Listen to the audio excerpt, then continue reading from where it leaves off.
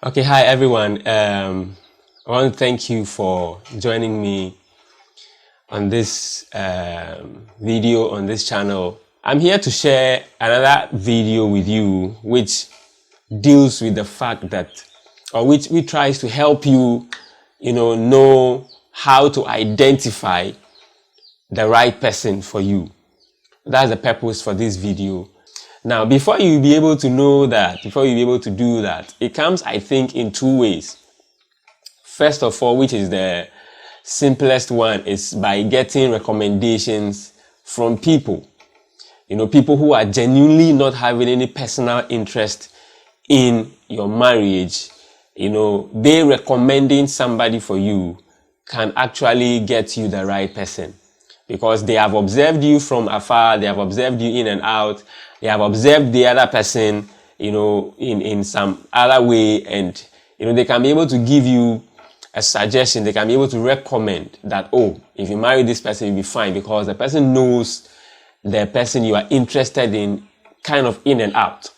So that can help you, select the right person. It will be best if you are a counselor, or if you are somebody who is into, leadership, and people look up to you. When somebody, and you are religious, when somebody comes to you that, oh, I need, I'm interested in getting married, I'm looking at this person, what should I do? You don't tell the person to go and pray. You recommend, you ask questions, you do investigation, you help. That is how the older generation, according to history, and from where I grew up, that is how they do it. So that is one way of getting the right person, through recommendations by a trusted, a person in leadership, or somebody who is a bit ahead of you in life. Now, the second way that you might be able to get the right person is, first of all, you should be the right person for somebody. A lot of people are there uncooked, are just there without doing anything about their life. Look, as we are all growing up, we pick up so many things along the way, so many errors, so many things socially, in our environmental, wherever we grew up. And then as we go to school, as we fellowship with people, as we mingle with people, we pick up so many things that are not good for marriage, that are not good for staying with the opposite sex. You see, for instance, ladies, you grew up among ladies, you don't grow up among guys. So the chances for you knowing something about a guy is almost zero. Then as a guy, you grew up among guys, so the chances of you knowing something about ladies is almost zero. So these two people are there raw like that, have no idea about the opposite sex. Now they want to get married to the opposite sex. You see that it becomes work when that happens, and if you are not careful, the marriage will not work. So what I'm trying to say is that be the right person, which means get knowledge for yourself, understand certain things, get some experience, cook yourself, prepare your mind, your emotions, your intellect, yourself for somebody. Like when somebody sees you, when somebody tries to go into your life, you'll be identified as the right person or a good person. Try to do that for yourself first before you start looking out for the right person, or looking out for the right things you want to have in marriage in somebody else. When you are able to do that, I think and I believe that, it will make things better. For instance, somebody shared a word of advice with me sometime. He says that, look, if you want to be rich, if you want to, if you want to have people of influence or affluence in your life, learn how to play golf. When a person said this thing, I was like, oh, really? Okay. But after some time, after doing some research, I realized that, look, people who play golf, most of them, might not be all of them, most of them are probably rich. Like they are somewhere in life. They are not poor people. Poor people don't play golf just like that. When you see somebody playing golf, it means the person has some money. And the reason is because the things that go into playing it are quite expensive. So he said, learn how to play it and then go and play it. So the person was saying that from the point of view that when you begin to play it, when you go among people who play it, you're probably going to find people who are kind of okay in life around those areas, and then you can make connections, and then you find yourself, getting things that will help you out in life. That is how the thing is. You see the thing? But you need to learn how to play the golf. You have to be the golf player, not an expert, not somebody that is there, but like, you can do something about golfing. That is the point. If you want to, be at a certain, or if you want to be in a certain group of people, you need to learn how they do their things. If you are a musician, if you want to be a musician, you don't just get up and go and then start flowing with musicians. You should learn how to do something, or you should have something inside you before you find yourself there. Or if maybe you love coding, you can't just get up and go and be saying that, okay, I want to be part of coding. You are coming naked like that, zero, without knowing anything about coding. No, you are going to be a nuisance. You see the thing? So let's say you want to be a doctor, you don't just get up and go and tell somebody you want to be a doctor, or you want to be with the person. No, you need to learn, like, know something about medicine, know something about being a doctor or something like that. Then you find yourself in a fellowship of doctors, and then you grow. Same thing applies to engineering and every field of life. But when it comes to marriage, we do not apply that thing to marriage. We just get up raw like that, and we want to go and marry. And these things account for the many problems that we have in marriages. So what do? You first of all work on yourself. You work on yourself. You learn how to live with people, especially the opposite sex. You learn how to do that. How do you learn it?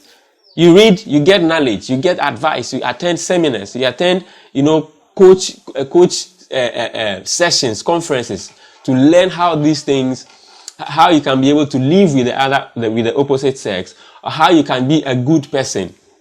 You see that, or how to suppress your weaknesses to be able to live with somebody. But when you don't do these things and you get up and then you want to go and marry, chances are you are going to find the wrong person, you are going to land in the hands of the wrong person, and then you are going to destroy your marriage, or you are going to be a burden to somebody in a marriage, and the marriage will not work. You see the point? But if you are the right person, or if you work on yourself and you are a good person first of all, then it makes the thing very, very easy for everyone. That is how I believe you can be able to find, or that's the first step I think that you should be able to take to be the right person. So first of all, work on your attitude, work on your character, work on the way you perceive things, work on your emotions, work on your intellect, gather knowledge, work on controlling your temper, and on and on and on. Try and get something that sustains you when it comes to the financial aspects and the economic aspects of life. Get understanding, get wisdom in so many things. I am a Christian, and Bible says, in the book of, I think, Proverbs, it says, wisdom is the principal thing, but in all thy gettings, get understanding. So all the wisdom is the principal thing. Without understanding, the wisdom might be useless. You see the thing? So understanding, before you be able to get understanding, you need to get knowledge. If you get knowledge, then you get understanding. And that helps you to be able to apply the wisdom that you have to whatever situation you find yourself in. So you get these things sorted out within yourself before you start looking out for somebody to spend the rest of your life with. That's the first step, I think, in selecting the right person. Now, step number 2, how then do you identify the right person? So as I said, in the first step, when you are the right person, you have worked on these things, it will be easier for you to spot that this person will be the right person. So you have a pool of friends. So the second step, have pool of friends.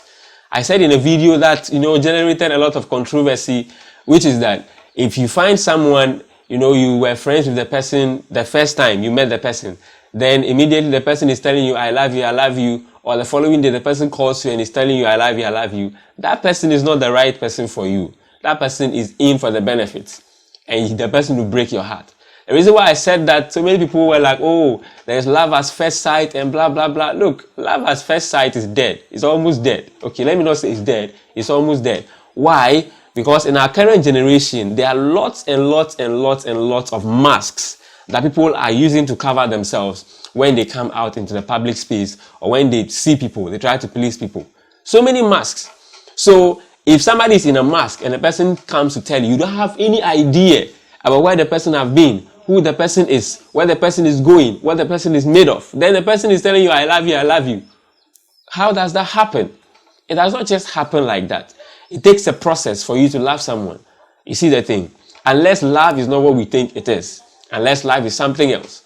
But if it is what I think it is or I know it is, you can't just get up and tell somebody I love you. You see the point? All right. So as I was saying, so you find yourself in a pool, or you try to have friends. Have good friends around you, not bad friends. If you have a friend and your friend is not a good friend, your friend is doing nothing to add value to your life, get out of that friendship. It's not going to help you. You find yourself in a pool of good friends. So if you are a guy, you have good female friends. If you are a female, you have good friends that are guys. You see the thing? Now, then from there, you know, as you begin to study your friends, you know your friends in and out and on and on.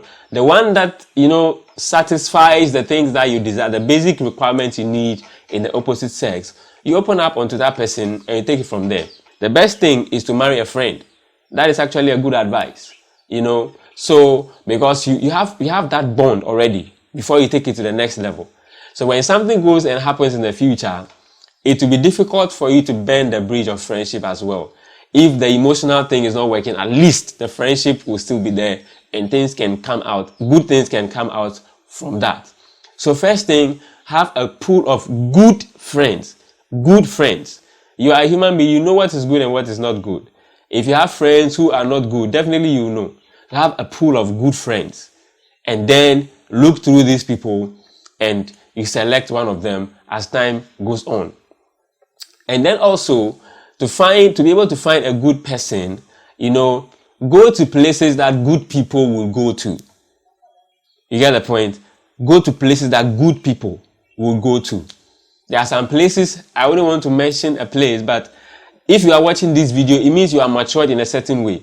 And you definitely is understanding what I'm trying to say. So you find yourself at a place where good people who are reasonable, people who are, you know, controlled in life, people who are wise in life will go to. Not any place. You go to those places and you meet people.